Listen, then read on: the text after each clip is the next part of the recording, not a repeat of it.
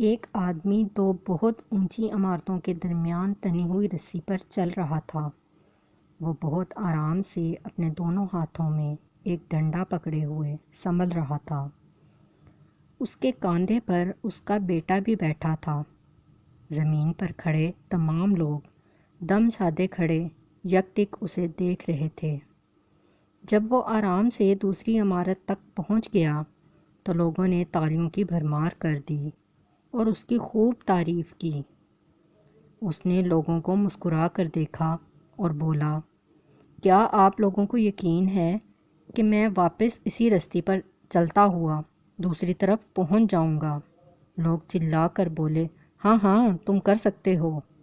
اس نے پھر پوچھا، کیا آپ سب کو بھروسہ ہے؟ لوگوں نے کہا، ہاں ہم تم پر شرط لگا سکتے ہیں۔ اس نے کہا، ٹھیک ہے، کیا آپ میں سے کوئی میرے بیٹے کی جگہ میرے کاندھے پر بیٹھے گا؟ میں اسے بحفاظت دوسری طرف لے جاؤں گا۔ اس کی بات سن کر سب کو سکتہ سا ہو گیا، سب خاموش ہو گئے۔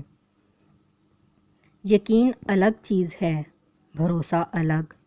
بھروسہ کرنے کے لیے آپ کو مکمل فنا ہونا پڑتا ہے، اور آج ہم سب میں اسی بھروسے کی کمی ہے۔ ہم سب اللہ تعالیٰ پر یقین تو رکھتے ہیں لیکن بھروسہ نہیں کر پاتے۔